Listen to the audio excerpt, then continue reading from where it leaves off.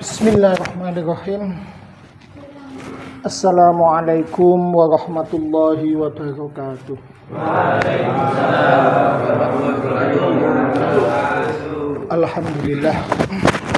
Nahmaduhu wa nasta'inuhu wa nastaghfiruh wa na'udzu billahi min shururi anfusina wa min sayyiati a'malina.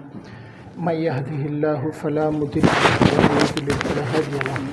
Asyhadu an la ilaha illallah wa asyhadu anna Muhammadan abduhu wa rasuluh. Allahumma shalli ala nabiyyina Muhammadin wa ala alihi wa ashabihi ajma'in.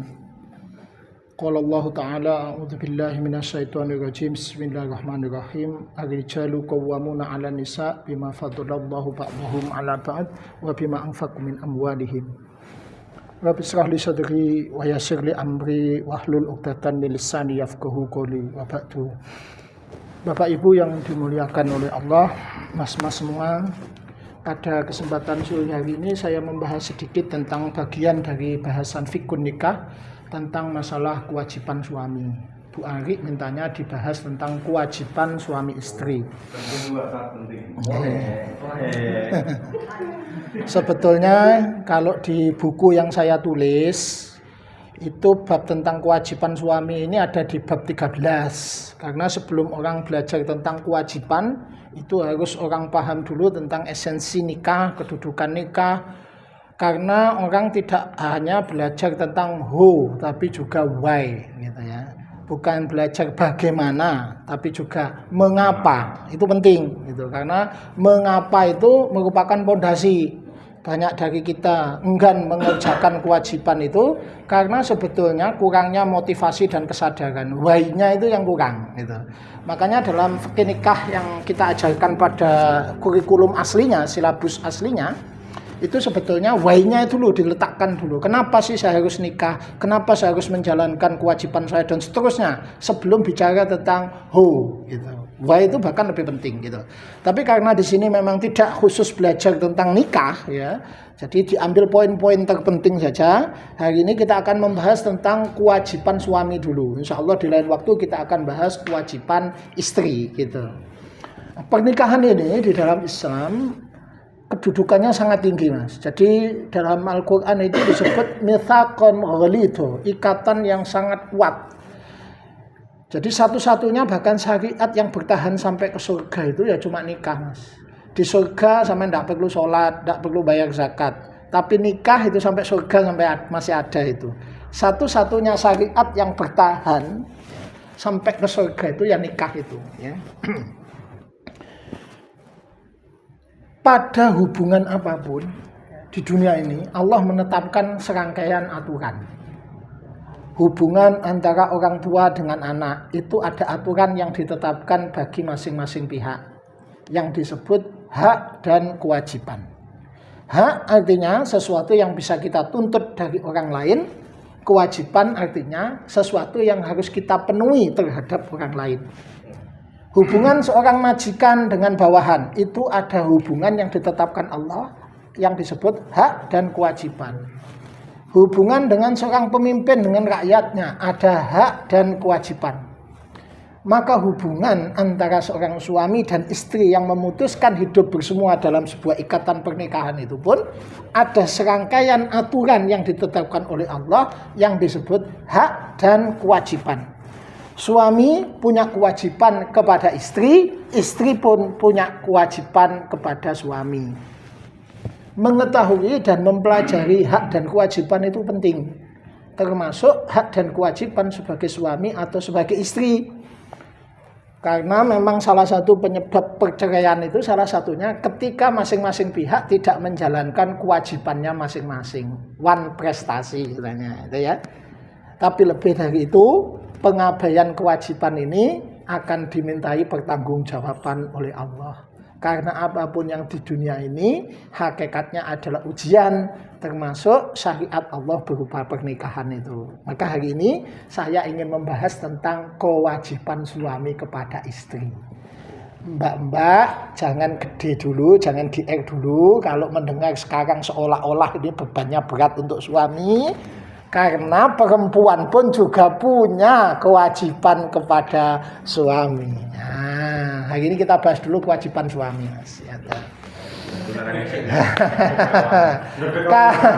Kalau kita sebut kewajiban suami, berarti ini haknya istri, gitu ya. Nah, yang bisa dituntut oleh istri dari sampean itu ini. Ada berapa sih kewajibannya seorang suami itu? Secara garis besar, kalau ditarik globalnya itu ada 3. Jadi kewajiban suami kepada istri ada 3, kewajiban istri kepada suami juga ada 3. Apa itu kewajiban suami kepada istri? Yang pertama adalah bertanggung jawab atas kebutuhan finansialnya. Finance responsibility, itu 1. Jadi maksudnya bertanggung jawab secara finansial itu adalah memberi nafkah. Jadi, nomor 1 itu kewajibannya suami, ya. Finance responsibility, ya. Punya tanggung jawab finansial. Bahasa Jawa niku kudu belanjani. Nah, niku bahasa Jawa nggih. Bahasa gampangnya niku kewajiban. Nggih, itu. Nah, kita bahas dulu yang pertama nih, masalah belanja ini, ya. Nah, nih kewajiban yang pertama belanjani. Dalam bahasa syariat nyukupi no pembelanjani niku disebut dengan nafkah. Diterjemahkan ke bahasa kita itu nafkah. Napa sih nafkah niku? Dalam bahasa syariat itu definisinya ma yunfikuhul insanu ala iyalihi. Sesuatu yang harus dikeluarkan oleh seseorang kepada pihak yang menjadi tanggungannya. Nah, itu namanya nafkah. Sebetulnya nafkah itu bukan cuma kepada istri saja, kepada pihak-pihak tertentu yang oleh Allah dibebankan untuk kita harus tanggung nafkahnya, itu pun kita punya kewajiban, Mas. Misalnya kepada orang tua yang sudah tidak mampu bekerja lagi, orang tua kita, itu ada kewajiban seorang anak itu untuk menanggung kehidupannya, menanggung nafkahnya, gitu. Kepada hewan, sampean punya manuk, burung itu loh, Mas. Yang sampean kurungi itu manuk temenan itu ya bahasanya. Sampean punya manuk itu maaf ya Bu, manuk tenan itu loh kok traveling gitu loh. Ini traveling kemana-mana ini. Enggak, jangan traveling. Saya ngomong ini bukan konotatif, denotatif ya. Jadi burung secara denotatif, bukan konotatif itu. Jenengan punya burung, maksudnya burung itu loh Mas, burung. Iya. Jadi sebuah kata itu kan ada makna konotatif, ada denotatif ya Mas. Yang saya maksud burung dalam makna denotatif, bukan konotatif. Jadi burung temen iki lho sing sampean kurungi itu lho. Nah. Sampean. Ngene ngotake traveling sampean itu. Nah, gini. Kembali ke masalah nih. Jenengan tidak bahas burung, ikan saja. Nah, jenengan punya ikan yang jenengan piara dalam akuarium. Nah, di dalam agama jenengan itu oleh Allah dibebankan menanggung nafkahnya ikan itu. Jadi kalau sampai tidak sampean makani iwak itu sampai ikan itu mati, jenengan dihisab oleh Allah dosa. Kenapa? Nafkahnya ikan itu jadi tanggungan sampean. Karena ikan itu tidak sampean beri kesempatan nyari nafkah sendiri, nyari makan sendiri, gitulah. Nah, jadi nafkah itu bukan cuma kepada istri, Mas. Ada beberapa jalur.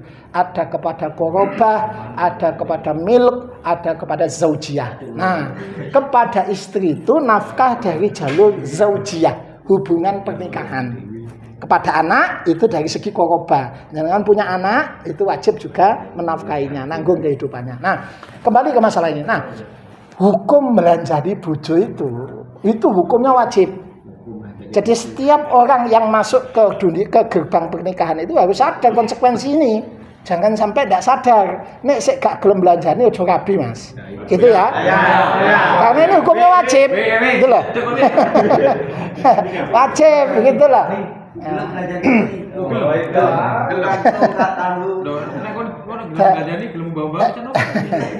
Dalilnya di Al-Qur'an jelas maupun di hadis.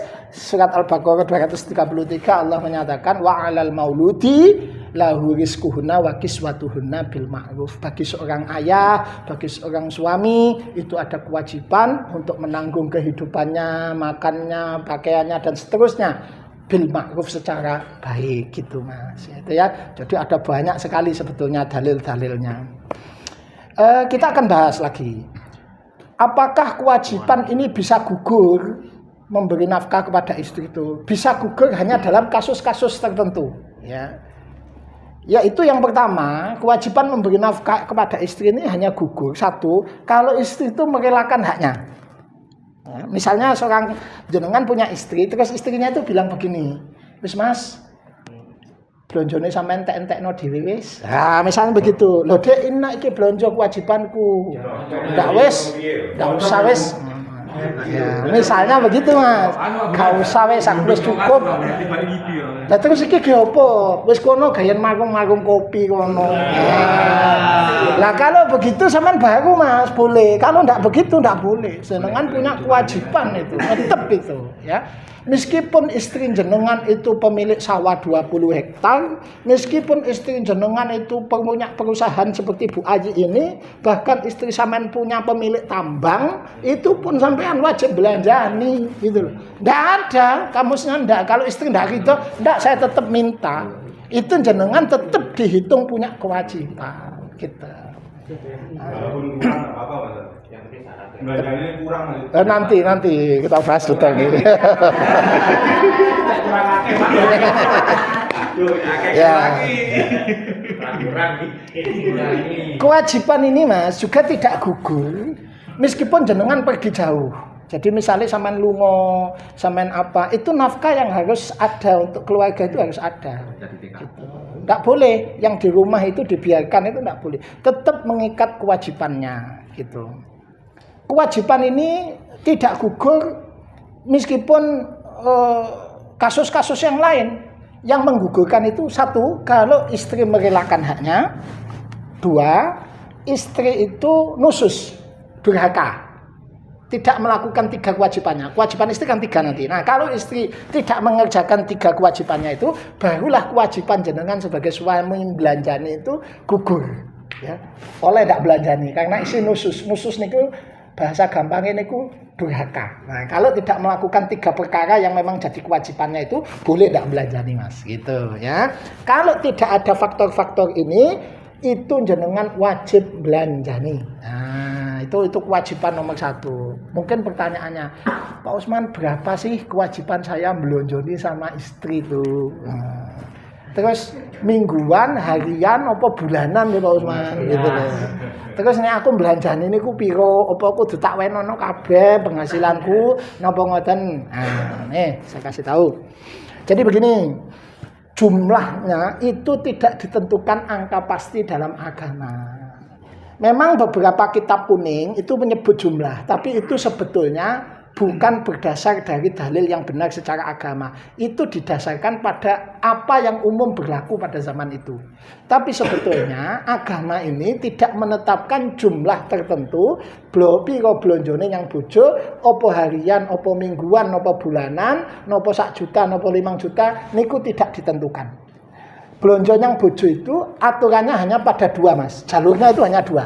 1, kata para ulama itu bima jarot adatu fi biladihina, sesuai kebiasaan atau keumuman yang berlaku di daerah. Itu kewajiban menanggung nafkah itu nomor 1.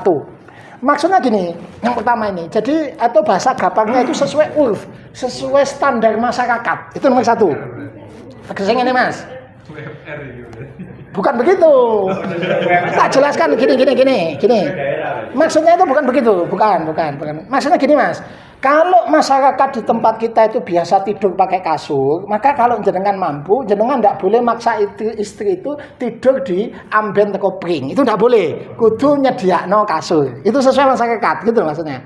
Kalau masyarakat kita itu biasa makan nasi, berarti jenengan juga kalau mampu harus menyediakan makan istri itu belanjani untuk cukup beli nasi. Tidak oleh istri dipaksa kongon mangan pohong atau gaplek. Itu loh Mas. Mas itu namanya bima jarot adatu fi biladina. Sesuai kebiasaan gitulah. Nek masyarakat kene biasa di rumah tembok gitu loh Mas. Berarti kalau jenengan mampu, yang jenengan wajib menempatkan istri itu dalam rumah tembok, entah ngontrak, entah beli atau apa gitu loh. Tidak boleh jenengan maksa istri itu tinggal di rumah kardus, itu tidak boleh. Oke, kalau mampu di gerdu atau di mana itu tidak boleh. Jadi sesuai gitu ya, sesuai umumnya di masyarakat. Itu nomor satu ya. Nah, dalilnya tadi wa 'alal mauludi rizquhun lahu rizquna wa kiswatuna bil ma'ruf, sesuai urf. Nah, itu namanya Mas. Yang kedua, berbanding lurus linier dengan tingkat penghasilan sampean. Artinya gini, kalau penghasilan gede, belanjane yo ojo cilik, yo kudu gede, gitu loh Mas. Kalau penghasilannya mampune sakmono, yo sakmono, gitu loh Mas. Itu dalilnya adalah surat At-Tolak ayat 6 dan ayat 7. Di dalam surat At-Tolak ayat 6 Allah berfirman, askinuhunna min haitsu sakantum min wujdikum. Tempatkan istri itu di tempat rumah di mana kamu juga tinggal. Artinya maksudnya Mas, nek sampean turune ndek kene, kudune ya paling ndak standare bojo ya turu sing padha mbek sampean gitu loh. Di dalam ayat ketujuhnya Allah berfirman, liyunfik dzu sa'atin min sa'atihi, hendaklah memberi nafkah orang yang rezekinya luas sesuai tingkat keluasan rezekinya gitu. Wa man qudira alaihi rizquhu, adapun yang rezekinya itu sempit, falyunfik mimma atahullah, hendaklah dia memberi nafkah sesuai kadar apa yang diberikan oleh Allah. La yukallifullahu nafsan illa ma ataha, Allah tidak akan membebani seseorang kecuali sebatas apa yang telah dikaruniakan kepada dirinya. Tegese nek koyone sampean 10 juta belanja di bojo iki ya ojo 1 juta Mas, gitu loh maksudnya itu. Maksudnya Allah itu gitu di ayat itu. Hidup itu kan kudu standar gitu Mas. Nek sampean mangan sate, bojo ya mangan sate. Ojo sampean mangan sate, bojo mangan tempe, ojo. Gitu lah. Sampean mangan iwak salmon, bojone mangan iwak teri, gitu loh Mas. Engko kuru awake gede ndase tok koyo iwak mujair ya. Itu jangan. Nek sampean nggih baju branded, gitu loh ya, celanane Levi's, Lea, ya bojo ya standar to Mas. Tukokno klambi yang standar. Ojo ditukokno klambi di pasar. Itu maksudnya Mas itu. Jadi standar gitu, maksudnya ya podo-podo lah. Istilah iku omah genteng disaponi, abot enteng padha dilakoni. Ngoten nggih Mas nggih. Dadi ndak oleh koyone gedhe, koyone gedhe, blonjo diblonjoni 20.000 anake 4 niku gak oleh Mas nggih. Wes cukup gak cukup pokok iki. Lah niku mboten oleh, niku dolim niku jenenge nggih. Haji harus berbanding lurus tuh dengan penghasilannya. Mas Usman koyoku mek 3 juta. Ya paringno sesuai kemampuan. Pak Usman apa harus diserahkan semua? Tidak. Jadi saya tegaskan mbak-mbak ya. Jadi istri tidak punya hak 100% atas hartanya suami atau penghasilannya suami. Di sini ada kedzaliman oleh istri, ada kedzaliman oleh suami dalam masalah nafkah itu. Kedzaliman oleh istri misalnya, ada banyak istri di Indonesia itu, khususnya bojone tentara, khususnya bojone polisi ya, Wakakawuri atau sampai itu namanya Persit ya. Karena memang itu punya kekuasaan, jadi bayarannya bojo langsung di jabel kabeh. Engko bojone ngemis-ngemis njaluk jatah gitu, mau kopi. Itu tidak benar dalam agama. Jadi agama ini tidak memberikan hak penuh istri untuk menguasai 100% harta suami. Itulah. Tapi nek bojone tentara, bencana iya nek ndak dikekno kabeh soal komandane ya. Wedi mangkane gitu. Nah, itu ndak benar gitu. Istri yang dolim itu, istri yang jahat ya.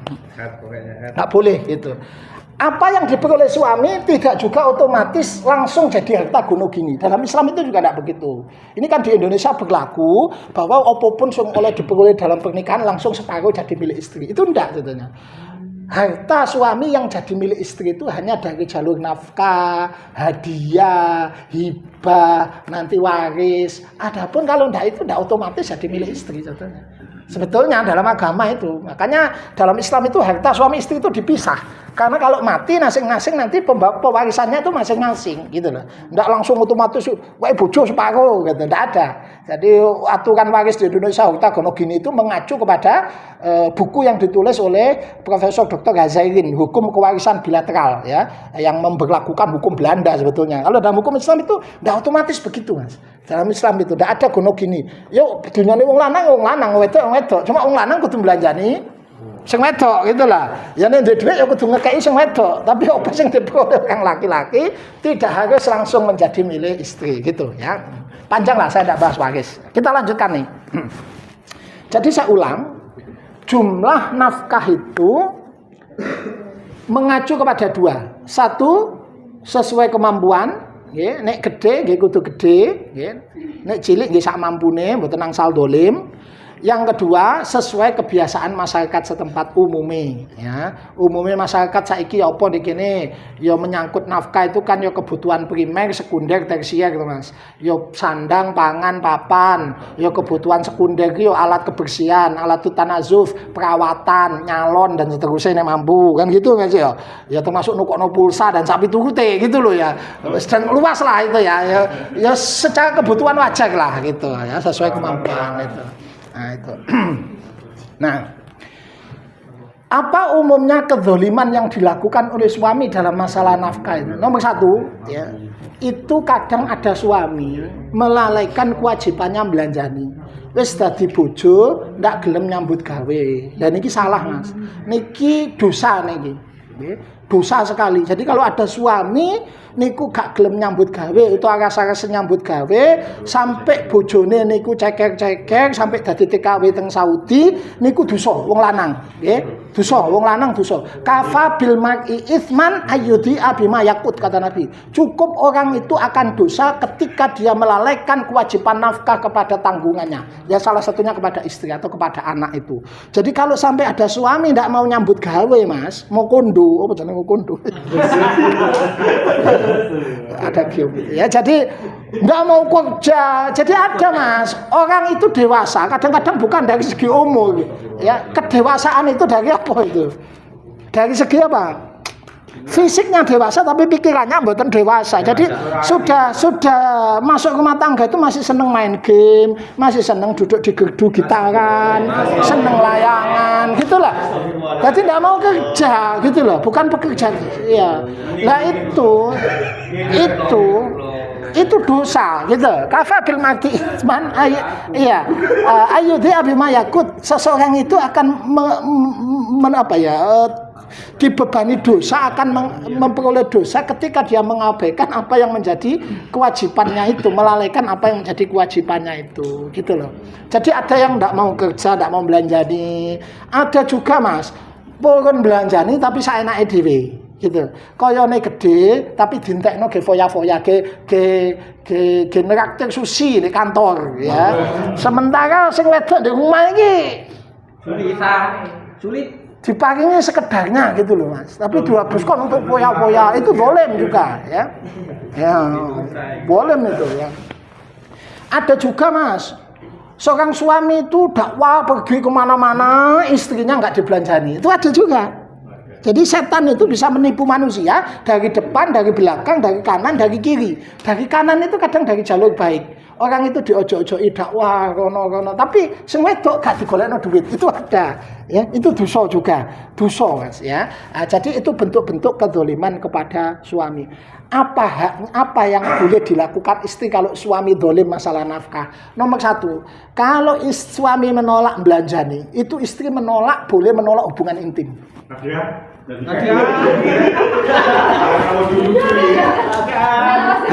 Iya, boleh.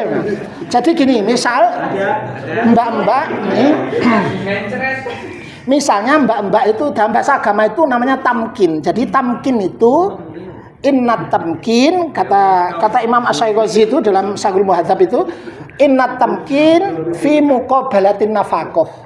Jadi kewajiban istri untuk melayani seksual suami itu kalau suami mau belanjani. Wala yajibu ma'adamiha. Enggak ada kewajiban kalau suami itu malas belanjani. Jadi wong lanang enggak gelem belanjani, itu istri boleh nolak. Moh, gak nyambut gawe kono. Gitu. Itu boleh. Itu dalam agama. Satu. Dua.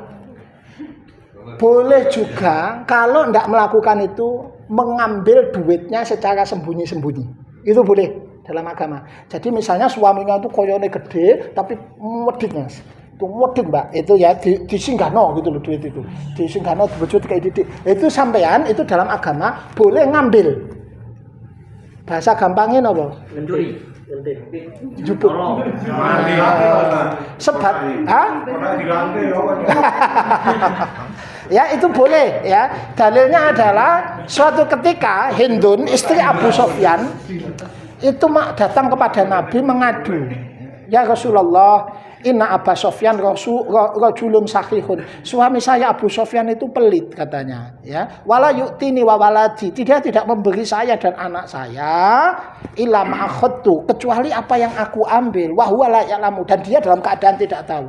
Apa kata Nabi? Apa dilarang? Enggak. Khudhi ma yakfiki wa waladi bil ma'ruf. Silakan kamu ambil sebatas untuk mencukupi anakmu dan kamu secara wajar. Itu bolehnya ngambil, tapi nek ngombe bil ma'ruf, Mas. Anu Mbak yo jupuke gak oleh dientekno kabeh gitu ya. Jupuk sak wajare gitu. Oleh ngambil itu. Jadi boleh menolak hubungan intim kalau suami tidak belanjani, boleh ngambil kalau dia medit gitu padahal koyone gede. Dan kalau semuanya itu tidak bisa, istri boleh minta cerai. Ya, jadi istri punya hak minta cerai ketika suami tidak belanjani. Ya, itu boleh minta cerai, dibenarkan dalam agama. Karena itu haknya istri. Itu haknya istri, Mas. Ya. Nah, jadi kok tidak mau kerja, ya, wis Mas, aku tak jaluk pisah hae. Lu ndak oleh wong wedok kan ndak oleh minta cerai. Kalau ndak ada alasan syar'i, lu alasanku syar'i, Mas, wong sampean gak gelem belanjani aku. Lah kamu kan duwe kaya, lho kayaku kan kayaku, Mas. Siji maneh sampean kudu belanjani, sampean gak gelem belanjani, oh sorry ae. Ya kan gitu. Ya wes saya punya pengadilan agama kan gitu. Nggak boleh sampean mengajukan itu, akan diluluskan oleh hakim kalau suami tidak mau dinasehati, ya itu boleh. Pasal 34 ayat 1 Undang-Undang Nomor 1 Tahun 74, jenengan mbak-mbak diberi hak menuntut cerai kepada suami oleh negara kalau suami itu tidak belanjani. Itu juga di pasal 80 Impres Nomor 1 Tahun 91. Karena itu haknya istri, Mas. Haknya istri memang harus dipenuhi suami belanjani itu. Ya, itu. Yes. Nah, ini kewajiban pertama belanjani. Tapi kalau jenengan mau belanjani secara ikhlas, gelem budal isuk mulai sore nyambut gawe pateng secara wajar, nyukupi anak bojo, niku ganjarane gede, Mas. Satu. Iya, sing halal ya Mas ya. Satu, niku memenuhi perintah Allah. Karena yang paling perintah itu Allah untuk nyarikan makan anak istri, ya. Yang kedua Nabi sendiri menyatakan, ma'at amta ala zaujika fahuwa laka shadaqah.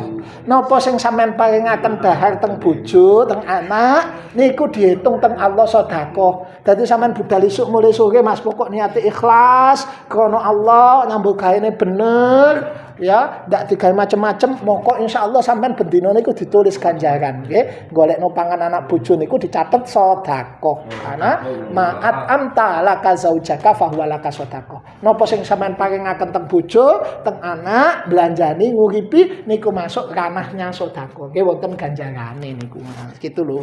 Ya, jadi itu. Jangankan itu memberi makan anjing saja, kalau sampean ikhlas ada pahalanya. Pernah dengar kisahnya pelacur ngasih makan anjing? Lah kalau ngasih minum anjing yang kehausan saja ada pahalanya, apalagi ngasih makan anak manusia yang kita ambil dari orang tuanya dengan menyebut kalimat Allah. Qabil tunikaha wa taswija dan sak pitulute niku. Tentu ada nilai pahala yang sangat besar. Dadi sing pateng nyambut gawe cok belus-belus, Mas, gitu. Itu diniati ikhlas gitu, nggih. Diniati ibadah nyambut gawe gitu, nggih. Nah, jangan berat-berat itu. Nomor 1 itu. Oh ya Allah. Yes. Sekarang yang kedua, kewajiban yang kedua adalah emotional responsibility. Jadi satu tadi financial responsibility, yang kedua itu emotional responsibility. Apa itu? Yaitu memberi pengayoman, perlindungan dan perlakuan baik, kasih sayang. Dadi wong wedok iku ya ndak cukup mek dibelanjani, Mas. Ya kudu disayang, ya kudu dilindungi, ya kudu diayomi. Ngoten lho, Mas. Manusia itu punya kebutuhan, ya. Kebutuhan finansial juga butuh kebutuhan emosional. Saiki masih dibanjani 10 juta per bulan, tapi dilarani terus atine, Mas. Dilok-ilokno terus, dikasari gitu loh. Itu namanya juga zalim kepada istri. Kewajiban suami yang kedua itu adalah emotional responsibility.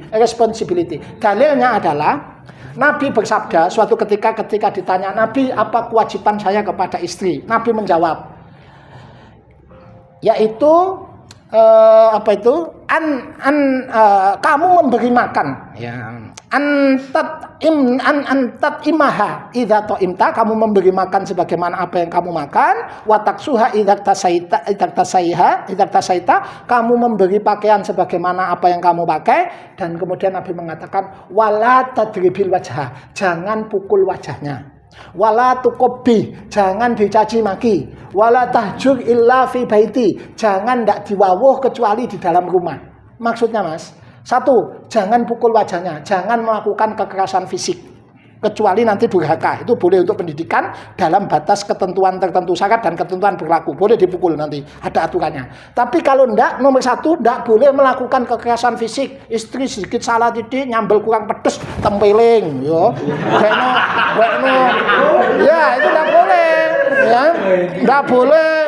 Apa jenenge? Gaekno kopi kesuwen dijulekno, itu ndak boleh. Nah, itu namanya kekerasan fisik. Wala tadribil wajah, jangan memukul. Satu, kekerasan fisik. Wala tuqabbi, jangan melakukan kekerasan verbal. Jadi tidak dipukul, Mas, tapi kata-katanya nyinggung. Titik-titik goblok, titik. Oh, ndak tak rabi aku bambungan nglarak kono. Iku jenenge nglarakno. Welek sapa ngarep nyang kono. Itu namanya nglarakno, Mas. Tuqabbi itu menyakiti secara verbal, gepuk mboten. Tapi niki, Mas, nglarakno ati gitu loh. Namanya kopi.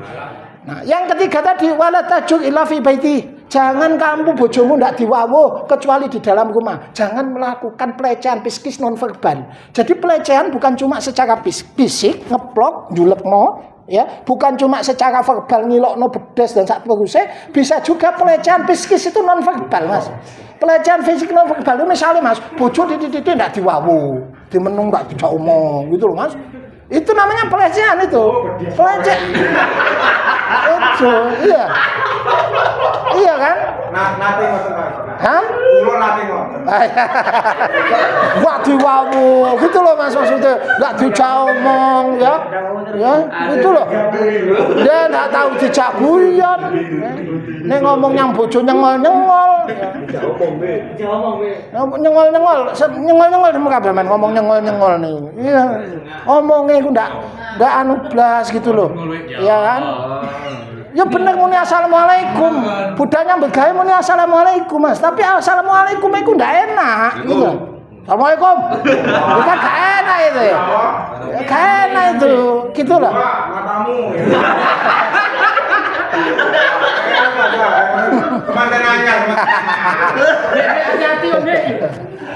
Saking besarnya kewajiban suami untuk memberi rasa tentram, rasa nyaman, itu bahkan suami itu boleh bohong sama istrinya untuk muji istri. Jadi kalau istrinya itu tanya, itu tidak harus dijawab jujur. Kalau jawaban itu menyakiti, Mas. Misalnya gini. Gak oleh.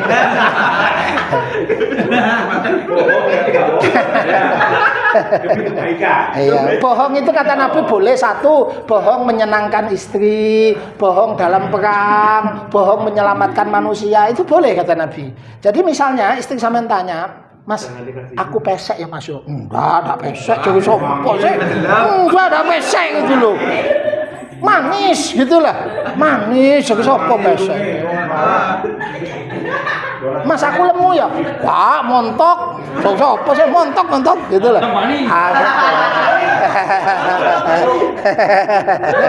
Montok gitu. Kamu makan terus kamu. Enggak, Mas. Aku ngomong pesek, Mas. Iki juga ngomong pesek. Ya Mas pesek manis, ayu. Gitu loh. Jauh gitu. Wong pesek kok ayu, Mas. Iya, buktine ayu gitu loh. Dan perempuan itu seneng, Mas. Masih digoroi itu seneng gitu loh ya. Iya. Masih seneng itu, ya. Seneng itu masih digoroi itu. Ojo jawab jujur. Mas, Syahrini ayu ya Mas. Oh, si ayuan sampean. Itu seneng. Mas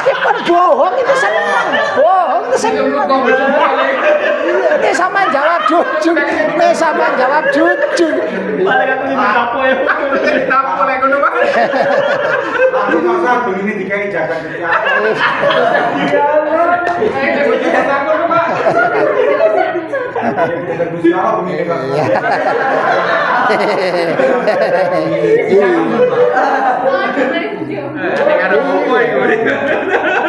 Jadi ucapan itu Mas, yang benar belum tentu baik.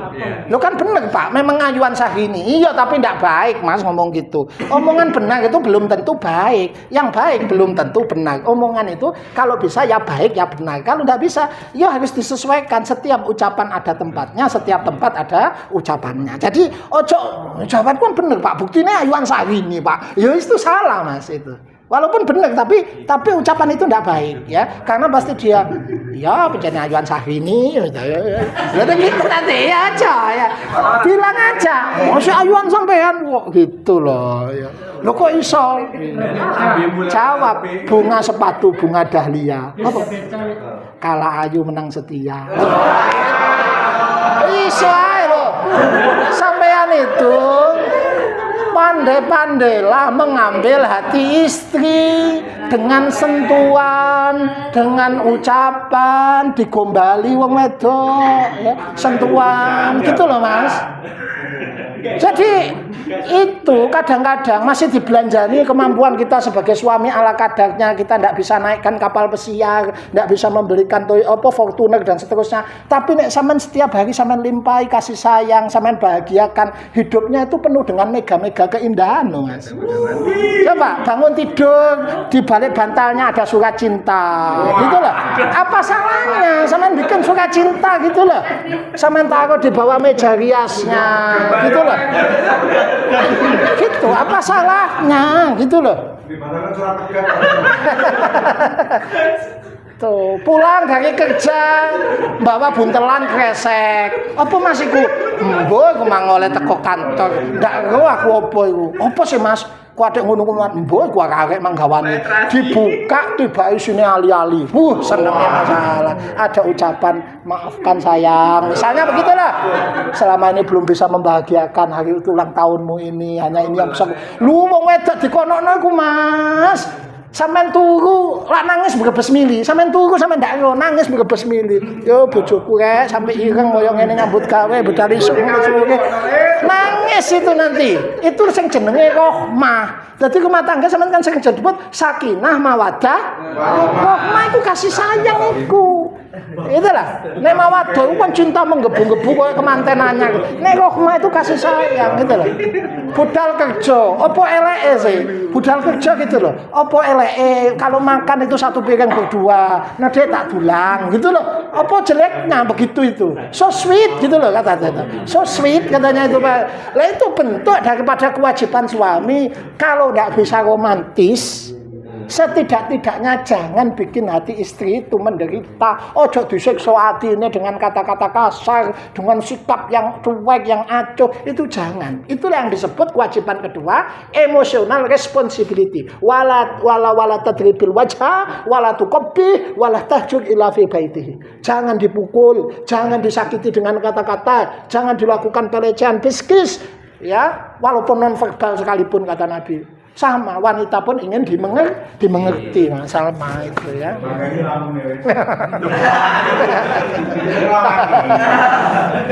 Itu iya saya itu termasuk di dalam kebutuhan emosional itu adalah melakukan hubungan seksual. Saya masih dibuanjani akeh tapi tidak tahu sampean kumpuli itu pasti ngelus dodo opo bojomu gitu ya. Jadi harus Mas itu termasuk itu. Nah yang ketiga kewajiban sampean adalah spiritual responsibility. Jadi kebutuhan wanita itu ada tiga. Satu kebutuhan finansial, dua kebutuhan emosional, tiga kebutuhan spiritual. Tiga kebutuhan ini tanggung jawabnya oleh Allah diletakkan pada sampean. Kewajiban finansial belanjani, kebutuhan emosional sampean mengasih rasa nyaman, wa asyiruhna bil ma'ruf mau surat An-Nisa nggih dipergauli dengan baik. Dan yang ketiga, tanggung jawab spiritual sampean sebagai suami itu punya kewajiban mendidik istri ke jalan yang benar. Itu kewajiban sampean yang ketiga. Jadi suami itu sebagai nakoda di rumah tangga itu nanti akan dimintai oleh tanggung jawab sejauh apa upaya maksimal sampean mendidik istri itu ke jalan yang benar. Jadi kewajiban sampean yang ketiga itu spiritual responsibility. Dalilnya surat At-Tahrim ayatnya, surat At-Tahrim ya. Ya ayyuhalladzina amanu qu anfusakum wa ahlikum nar. Wahai orang beriman, jaga kamu, dirimu dan keluargamu dari siksa api neraka. Jadi sampean akan ditanya oleh Allah nanti. Wis apa kewajibanmu yang bojo? Wis dikandani ta. Jadi satu, nek bojo gak ngerti, sampean wajib ngurui. Nek ndak iso, Pak, jangan dihalangi cari ilmu. Satu. Jadi misalnya ngene, Mas. Kewajiban-kewajiban dasar ya, akidah, fikih, akhlak. 3 kewajiban agama itu. Akidah, keyakinan, masalah keyakinan sing bener ya apa? 2 fikih, cara salat, cara anu dan sak itu niku lho nggih. Terus maksudnya akhlak, perilaku sing bener. Niki sampean wajib ngajari. Pak, aku kan duduk ustad, aku gak iso ngajari ilmu pas-pasan. Berarti beri kesempatan istri untuk ngaji. Teko yang majelis taklim, asal tidak melalaikan kewajiban rumah tangganya. Itu namanya mendidik, Mas. 2, sampean harus ngasih contoh. Jangan sampai bawa perempuan ke rumah, bawa miras ke rumah, judi di rumah, sabung ayam dengan teman di rumah. Itu namanya sampean tidak menjalankan kewajiban untuk mendidik istri ke jalan yang benar. Kenapa? Lah sampean itu memberi contoh yang tidak baik. Yang ketiga yang dimaksud mendidik ke jalan yang benar itu meluruskan kalau istri salah. Jadi nek istri salah tidak boleh suami membiarkan. Karena nanti sampean dimintai tanggung jawab. Amar ma'ruf yang fardu ain itu salah satunya orang tua kepada anak, seorang suami kepada istri itu wajib, Mas. Jadi misalnya bojone sampean nonggo mawon, gaene rasan-rasan mawon. Jenengan suami itu tidak boleh diam. Kudu ngelingno. Dek, tapi sing apik ya Mas ya, cok monggo dianu gitu lah ya.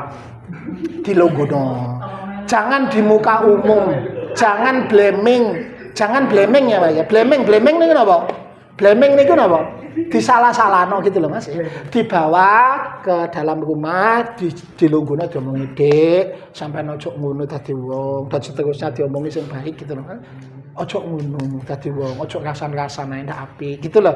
Diomongi. Kalau suami sampean misalnya pinjam-pinjol, nganakno dhuwit dan seterusnya, sampean ndak boleh diam. Sampeyan harus ngandani, "Dik, ngono iku dosa, aja ngene. Aku iki bojone sampean, wajib ngelingno." Nah, faiduna dikandani sik. Nek ndak kenek, ngono langkah-langkah berikutnya nanti, Mas, ya. Nah, itu. Ya, ono 3 langkah nanti. Tapi itu dibebankan oleh Allah sama sampean nanti. Bojo misalnya metu bengi jam 10 bengi mulai mbek wong lanang, jenengan ndak boleh diam. Istri tidak mau nutup aurat, jenengan nanti akan dimintai tanggung jawab oleh Allah. Kenapa istrimu tidak pakai jilbab? Tidak tahu ya, kan ya Allah. Tidak bisa, kewajiban kamu. Kamu itu suami kok, imam kok. Mana tanggung jawabmu? Kewajiban kamu. Istri tidak kudungan kok digenengno. Tidak bisa, kena sampean. Karena dinyatakan oleh dalil itu, innallaha sa'il kullu ra'in mim amma istaqahu. Allah akan mempertanyakan kepada setiap pemimpin terhadap mereka yang dipimpinnya. Nek seorang suami Mas ditanya masalah bojone, masalah anake. Anakmu ya apa? Pacaran mbek wong mulai jam 10 bengi kok digenengno. Akan ditanya setiap dari sampean sebagai seorang suami, sebagai seorang ayah. Istri sampean dolan bergaul bebas mbek lanang-lanang wong lanang-lanang. Itu suami akan ditanya, "Apa kok digenengno?" Itu namanya lelaki dayuts. Lelaki dayuts itu alladzi yuqiru fi ahlil khabath, membiarkan keburukan maksiat di keluarganya. Istrinya bermaksiat dibiarkan, anaknya maksiat dibiarkan. Itu akan dimintai tanggung jawab oleh Allah. Karena itu kewajiban sampean sebagai seorang suami, dijalui tanggung jawab nanti dengan Allah. Saya ulang, kewajiban sampean ada 3. 1, financial responsibility, belanjani. 2, emotional responsibility, yaitu mengayomi. 3, spiritual responsibility, yaitu mengarahkan istri ke jalan yang benar, ngilingno nek salah. Besok telu niki dijaluk tanggung jawab yang Allah. Bojo niku amanat, bukan properti sampean. Sampean akan dimintai tanggung jawab. Sebagaimana anak itu juga amanat. Mungkin sampean tanya, "Pak Usman kok berat sekali ya?" Loh, hidup itu ya begitu. Hidup itu ya berat. Sama, kewajiban istri pun berat. Kewajiban istri nanti ada 3 loh Mas, dan tidak kalah berat. Sama ada 3.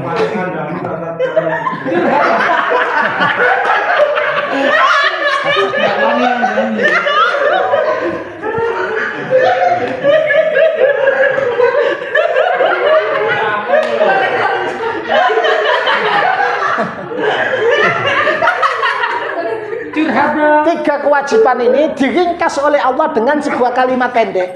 3 kewajiban suami diringkas dengan kalimat pendek. Surat An-Nisa surat Nur ya, surat An-Nisa ayat 34. Allah berfirman, "Ar-rijalu qawwamuna 'alan nisa bima faddalallahu ba'dahum 'ala ba'd wa bima anfaqu min amwalihim." Lelaki adalah qawwam bagi wanita. Qawwam sering diterjemahkan pemimpin, padahal maknanya bukan pemimpin, Mas. Sebetulnya itu. Qawwam dari kata qawama, ya, qoma yaqumu, artinya menegakkan. Makanya mendirikan sholat disebut aqimis sholat. Jadi makna qawwam sebetulnya memikul tanggung jawab, menegakkan sesuatu semestinya yang harus ditegakkan pada tempatnya. Dikatakan ar-rijalu. Tunggalnya itu qaim, jamaknya itu qawwam, Mas. Ar-rijalu qawwamuna 'alan nisa. Seorang lelaki itu memikul tanggung jawab. 1, 2, menegakkan, punya kewajiban menegakkan sesuatu yang semestinya harus ditegakkan, ya, atas kaum perempuan. Tadi kewajibannya bertanggung jawab atas 3 perkara, menegakkan sesuatu yang harus ditegakkan, termasuk mendidik istri ke jalan yang benar. Kenapa itu dibebankan sama sampean? Bima faddalallahu ba'dahum 'ala ba'd. Bukan bima faddalallahu rijal 'ala nisa. Bukan karena Allah telah memberi kelebihan atas laki-laki dibanding perempuan. Bukan. Allah meletakkan 3 kewajiban tadi karena Allah telah melebihkan sebagian dari yang lain. Bukan melebihkan lelaki dari wanita, bukan. Bukan bima faddalallahu rijal 'ala nisa, bukan. Tapi bima faddalallahu ba'dahum 'ala ba'd. Karena Allah telah memberikan kelebihan satu dibanding yang lain. Maksudnya, lelaki pada beberapa sisi diberi kelebihan dibanding perempuan, tapi pada sisi lain perempuan pun diberi kelebihan dibanding laki-laki pada sisi yang lain. Pada sisi di mana laki-laki diberi kelebihan inilah dibebankan kewajiban pada laki-laki. Pada sisi di mana perempuan diberi kelebihan, disitulah kewajiban perempuan diberikan kepada laki-laki. Nah, tadi kewajiban laki-laki ada 3. 1, memberi nafkah. Kenapa? Karena Allah memberi kelebihan sama sampean untuk mudah cari nafkah. Fisiknya lebih kuat dari perempuan. Zaman dulu itu sing iso nyambut gawe wong lanang, Mas. Wong wedok itu susah zaman dulu. Nek zaman saiki karena kemajuan ya bisa saja perempuan kerja. Tapi bagaimanapun fisiknya itu lebih kuat laki-laki, tenaganya lebih kuat laki-laki, keluar rumah lebih aman laki-laki. Wong wedok itu metu jam 10 bengi gak iso, Mas, dadi satpam bengi kangelan gitu. Nyupir Jakarta, Surabaya, Banyuwangi, truk ya bahaya tuh wong wedok itu. Iya kan? Dodol bakso, nyurung bakso, rombong bakso di sepi-sepian bahaya itu. Jadi lelaki diberi kelebihan tenaganya, fisiknya dan seterusnya, ya toh. 2, kenapa memikul tanggung jawab emosional? Karena lelaki diberi kelebihan mengedepankan logika daripada perasaan. Nek wong wedok kebalikane, perasaan lebih gede daripada logika. Nek wong lanang logika yang jalan. Karena itu dibebankan tanggung jawab emosionalnya itu pada laki-laki, gitu loh. Ngayomi itu loh, memberi perlindungan itu loh. Logikanya itu jalan, Mas, gitu loh. Laki-laki itu mainnya tuh logika kalau laki-laki. Iso mikir laki-laki. Kalau perempuan mboten nuruti feeling, perasaan saja. Itu dominannya begitu, ya. Nah, yang ketiga, kenapa memberi spiritual tadi jadi imam masalah spiritual, mendidik istri ke jalan yang benar itu dibebankan sama laki-laki? Karena suami wa bima anfaqu min amwalihim, wong lanang niku sing belanjani. Lah sing belanjani biasa ya disungkani kan gitu. Mongko didik rata-rata ngatur niku lebih disungkani wong lanang, punya wibawa di depan istri. Atas dasar itulah maka Allah membebankan kewajiban itu kepada suami yang 3 perkara itu. Gitu loh. Istri diberi kewajiban yang berbeda, sama ada kewajibannya, gitu loh. Sampean punya. Nah, selama ini kata qawwam itu diterjemahkan pemimpin. Di sini masalahnya, gitu. Salah satu maknanya memang pemimpin, tapi sebetulnya kata qawwam tidak sekedar pemimpin. Kalau sampean maknai pemimpin, akhirnya muncul interpretasi, asumsi, wong lanang duwe otoritas nang wong wedok, seolah-olah dadi bos. Aku itu pemimpin. Wong pemimpin tidak jalankan tugas tanggung jawabnya. Padahal qawwam itu menjalankan tanggung jawab, memikul tanggung jawab, itu qawwam. Qaim itu tanggung jawab. Itu kenapa sifatnya Allah salah satunya disebut al-qayyum. Itu dari akal katanya sama. Al-Qayyum yang memastikan segala sesuatu di alam semesta itu berjalan sebagaimana mestinya. Allah itu Al-Hayyul Al-Qayyum, dia maha hidup, maha berdiri sendiri, memastikan segala sesuatu di alam ini berjalan sebagaimana mestinya. Nah, seorang suami ya harus seperti itu. Qawwam itu memastikan segala sesuatunya itu berjalan sebagaimana mestinya. Yo uripe bojo, yo mangane bojo, yo akhirate bojo, yo kenyamanan hidupnya bojo, itu yang dibebankan oleh Allah. Qawwam gitulah. Nah, kemudian ayat itu menunjukkan gini tuh, al-rijalu qawwamuna 'ala nisa bima faddalallahu ba'dhum 'ala ba'd. Satu, wa bima anfaqu min amwalihim. Karena suami juga telah menafkahkan sebagian rezekinya. Lelaki itu kenapa harus belanja nih? Itu karena dalam Islam hak warisnya laki-laki itu 2 kali lipat daripada perempuan. Itu kenapa? Kenapa sih laki-laki hak warisnya 2 kali lipat dari perempuan dalam teori waris faraid Islam itu? Itu karena lelaki punya kewajiban belanja. Gitu. Itu sebetulnya itu salah satunya. Allah itu adil sekali, proporsional sekali. Ya, itu. Maka yang perlu diingat, setiap kelebihan yang dibebankan Allah jangan dianggap sebagai otoritas, tapi beban tanggung jawab. Kalau kita menganggap kelebihan itu berarti otoritas, tapi bagi Allah kelebihan yang diberikan sama seseorang berarti beban yang lebih berat. Saya kasih contoh. Seseorang yang dititipi Allah harta, tanggung jawabnya dengan harta dibanding orang yang tidak punya harta lebih berat daripada orang yang tidak punya harta. Nek sampean wong sugih, tanggung jawabnya sampean yang masyarakat miskin di lingkungannya itu jauh lebih besar. Karena Allah titipkan kepada sampean kelebihan berupa harta. Nek sampean dititipi ilmu, kewajiban sampean kepada orang yang tidak tahu itu jauh lebih besar daripada orang yang tidak tahu. Sampean sebagai lelaki diberi banyak kelebihan oleh Allah. Maka itulah tanggung jawab sampean, beban sampean diberi lebih berat dalam beberapa sisi oleh Allah. Saya kasih contoh. Talak niku megat loh Mas. Niku kata-kata talak itu haknya ada pada suami, bukan pada istri. Istri boleh minta cerai, tapi harus melalui proses hulu, ya. Boleh, tapi kalau ada hakim, tapi kalau suami bisa mentalak hanya dengan ucapan. Tapi di balik kelebihan ini Allah memberi beban yang berat. Awas, jangan permainkan kata-kata talak. Karena itu dalam surat Al-Baqarah 231. Setelah Allah menjelaskan hak talak kepada laki-laki, diancam dengan 5 ancaman. Jadi setiap kelebihan itu Mas, mesti ono beban berarti. Nabi sing dikai kelebihan, niku bebannya lebih berat. Maka Nabi niku ono sing diarani ulul azmi. Nabi sing hebat-hebat, niku bebannya lebih berat. Ulul azmi niku nabi-nabi tertentu, kan Nabi Musa, Nabi Nuh, gitu kan. Niku bebannya berat. Kenapa? Memang istimewa. Tilka rusul faddalna ba'dahum 'ala ba'd. Itulah para rasul, sebagian kami lebihkan dari yang lain. Jadi nek wis dilebihi yang Allah, berarti tanggung jawabnya gede, luwih gede, gitu loh Mas. Para sahabat dikai kelebihan, tanggung jawabnya gede dibanding kita. Awak dhewe nglakoni Islam kagak enak, Mas. Para sahabat perang karena memang diberi kelebihan oleh Allah. Nah, begitu juga seorang suami, sampean dikasih hak talak misalnya oleh Allah. Hak talak niku wonten teng sampean. Monggo sampean bebannya berat, jangan dijadikan main-main. Setelah menjelaskan ayat talak panjang lebar, Allah mengancam sampean dengan 5. 1, jangan melakukan rujuk dengan niat menyengsarakan istri. Walatum sikuhna diroron li ta'tadu. 1, diancam. Wa may yaf'al dzalika faqad dzalama nafsah. Barang siapa melakukan ini, sungguh dia mendolimi dirinya sendiri, kata Allah.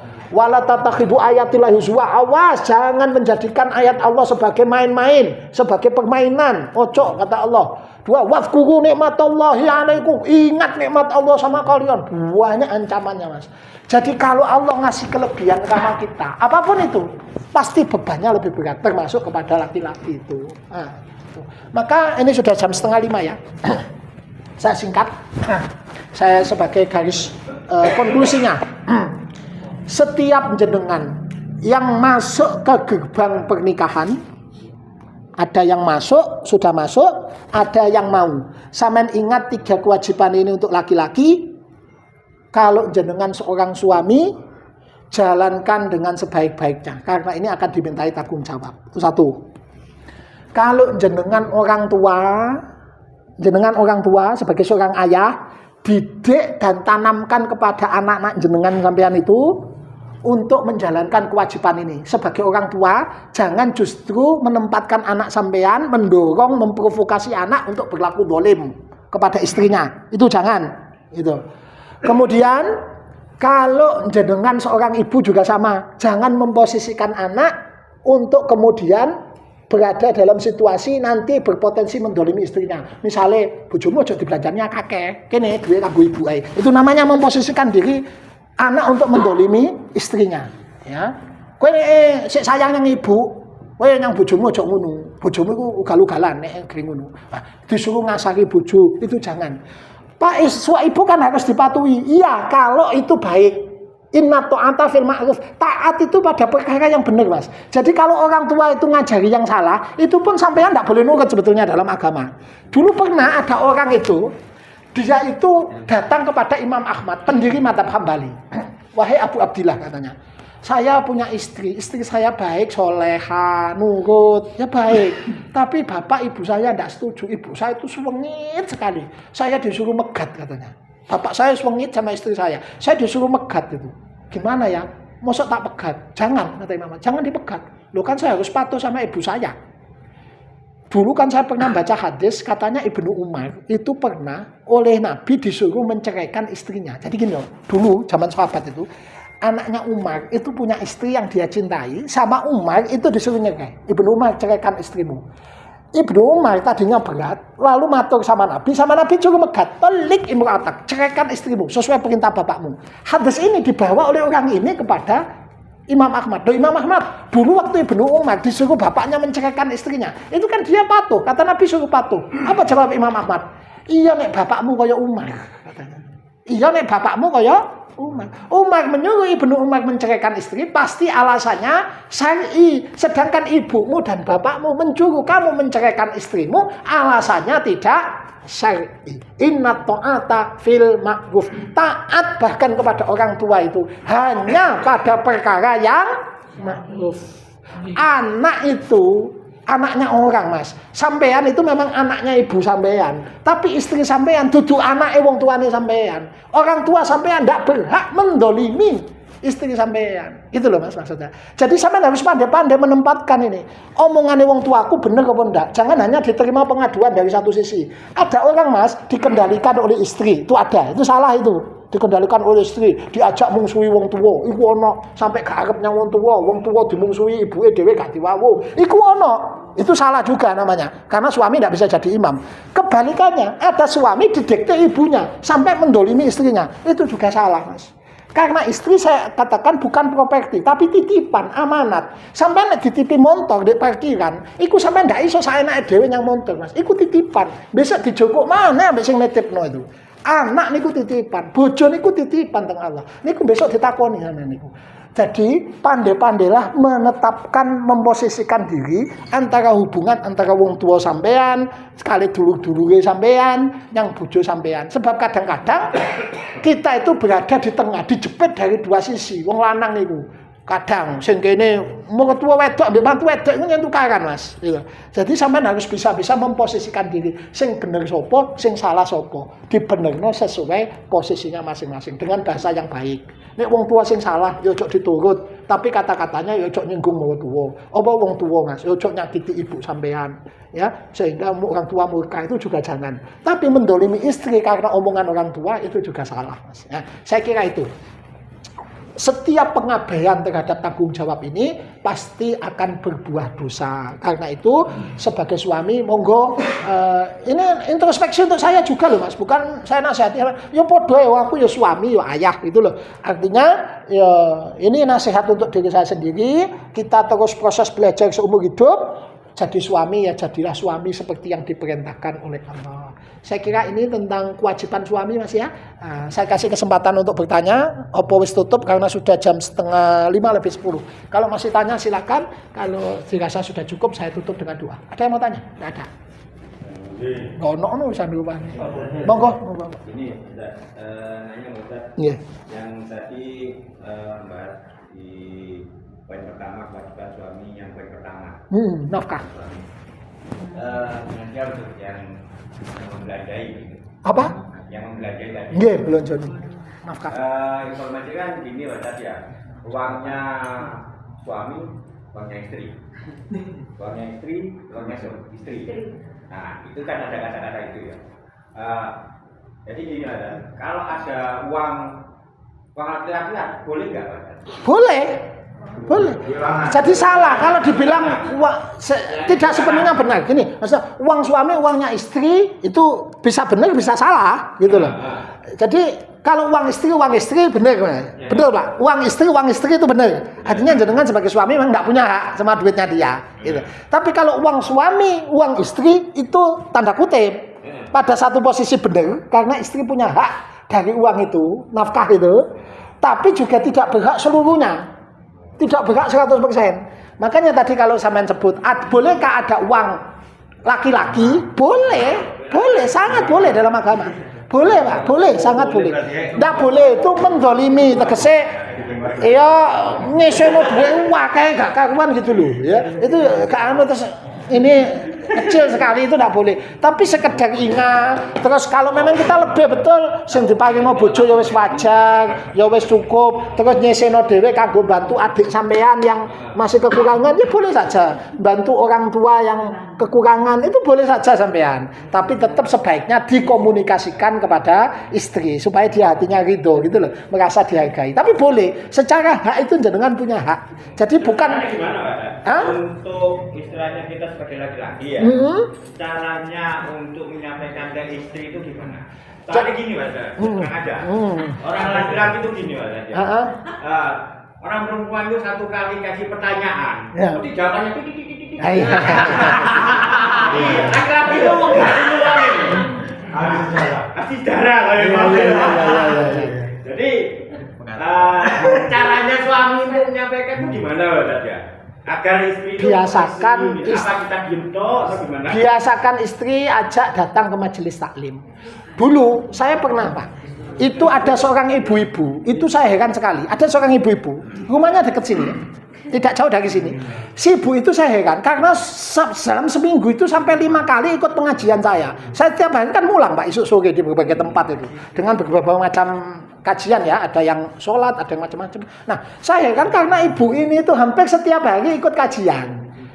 Saya kan khawatir itu tidak diizinkan oleh suaminya. Makanya suaminya saya tanya. Kebetulan saya ke rumahnya, suaminya itu saya tanya, "Nun saya Pak, ibu ini setiap hari itu loh, kok saya lihat kok ikut pengajian saya gitu loh. Apa tidak meninggalkan pekerjaan rumah tangga?" Ya selama ini tugas rumah tangga ya beres Pak Usman. Loh sampean apa tidak terganggu? Bojo sampean bendino melu pengajian itu. Enggak Pak Usman. Kenapa sampean tidak terganggu? Saya tanya, karena saya melihat ada manfaatnya.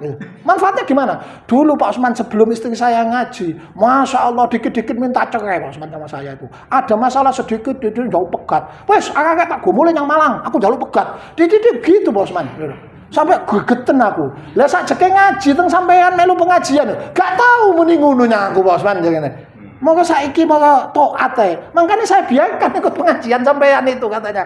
Oh gitu tah, gitu. Lah, jadi kadang-kadang suami tidak mampu menasehati istrinya, Pak. Pihak lain kadang-kadang lebih mampu menasehati istrinya. Jadi kalau istri sudah dicelup dengan ilmu, gitu Pak ya. Wis wedi kudu kewajiban bektinya wong lanang, gak oleh nglamak langsung itu. Insyaallah lebih mudah, atine sudah ditembus ilmu. Lah nek blas mboten wonten ilmu, nggih niku akhire kadang-kadang niku. Maka kalau di dekat sana ada majelis ilmu yang mengkondisikan itu, monggo sampean ajak ke sana atau kemana gitu loh. Supaya itu terkondisikan gitu loh. Nah, walaupun hidayah balik mana tengah Allah Pak ya. Hidayah niku tengah Allah, sing buka hati niku kan Allah gitu loh. Tapi bagian dari proses ikhtiar alihkan ilmu supaya ngerti agama gitu loh Pak. Biar wonten pemahamane, wah aku dadi wong wedok iku kudune ngene gitu loh. Sama jenengan pun ya, suami jenengan mbak-mbak ya. Itu kalau basicnya ilmu agama nol terus tidak mau ngaji, itu ya gitu nanti nyambut gawe gak ngerti kewajiban, belanjani saenake dhewe. Itu karena tidak ngaji tadi. Coba wis ngerti fadilai belanjani bojo, ngerti keutamaane, ngerti gedene dosane nek gak gelem belanjani, pasti dia akan terdorong untuk melakukan itu. Ngoten nggih Pak nggih. Nah, jadi ya bojone besok jangan ngaji, suami istri kalau bisa ngaji bareng gitu loh. Kaget 2 hari ini Pak. Hah? 2 hari ini Pak. Sampun, saya kira itu nggih. Nah, ada lagi yang mau ditanyakan. Sampun, ada lagi. Enggak ada. Monggo Pak Bondan. Pak Bondan hafal aku jenenge. Nggih, monggo Pak Bondan. Nggih, monggo. Tadi kan Mas Budi menyoroti masalah finansial, ada emosi, ada spiritual. Saya juga menyoroti masalah bukan masalah finansial ini, Pak. Finansial. Tadi kan Pak Ustadz bilang, saya tidak belanjani, tidak iso ngeloni kan. Bukan nggak iso, Pak. Itu orang saya. Istri berhak menolak. Iya. Ge. Padahal ini Pak, ada suatu keluarga ini. Ada kesepakatan di situ, Pak. Iya. Terus terang Pak, saya 1,5 tahun nggak belanjain bojo saya. Terus terang saya. Iya. Ya karena apa? Ada kesepakatan di situ. Lek duitku mai iki mang tak ge nyaru utang di bank. Jadi aku ndak iso belanjani. Bulan selama 1,5 tahun. Nah, yang kedua, lek ndak belanjani kan ndak bisa minta nyuwun jajan Gusti Allah. Menurut saya apa ndak dosa, Pak? Oh, gini. Suami, Pak. Tadi bukan ndak boleh ngeloni, Pak. Istri berhak menolak. Gitu loh maksudnya. Jadi bukan ndak boleh, tapi istri boleh menolak. Jadi gini loh, Mas. Maksudnya, misal jenengan ndak belanjani, istri itu boleh bilang begini, "Mas, kaise aku gak sampai belanjani." Ya itu boleh. Aku gelem nglayani nek sampean belanjani. Lha nek istri sampean mau, ya ndak masalah, Mas, tidak dibelanjani. Lagi ndak mau soalnya.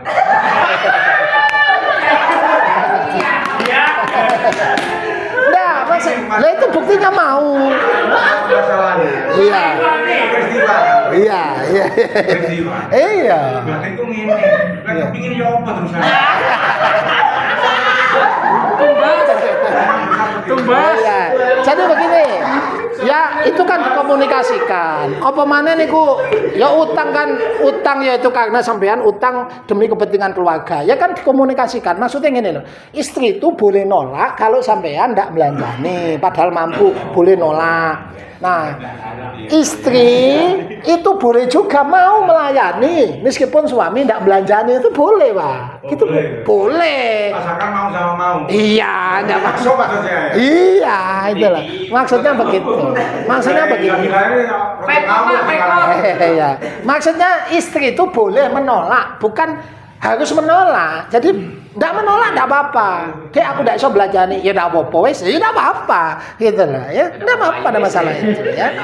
Nah, jadi itu hak istri gitu loh. Haknya istri untuk menolak kalau enggak dinafkahi. Itu maksudnya inna tamkin bimuqabalatin nafaqah, bahwa kewajiban melayani istri itu ada ketika suami itu belanjani. Kalau tidak belanjani, maka istri tidak punya kewajiban lagi, gitu loh maksudnya. Tapi boleh, gitu, boleh. Tidak apa-apa wes mas, aku butuh, gitu maksudnya ya. Nah, itu ya boleh, Pak. Yang tidak boleh itu kan haknya istri gitu. Tidak wes aku tidak dibelanjani, mau aku nggak gitu ya. Nah, saya kira itu. Ada lagi yang mau tanya. Jadi harus dibedakan antara boleh dan harus. Ada lagi? Tidak ada kan?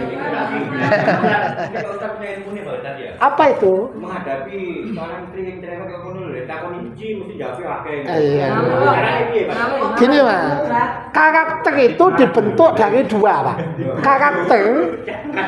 Karakter itu dibentuk dari dua. Nggih.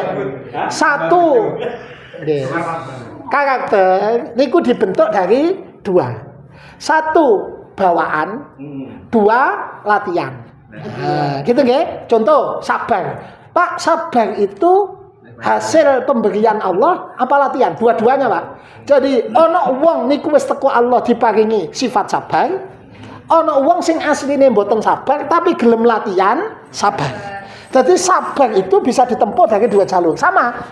Mboten cerewet niku wau, nggih. Niku bisa ditempuh dari dua jalur. Wong cerewet niku asale nggih dari dua jalur. Satu teko gawan bayi.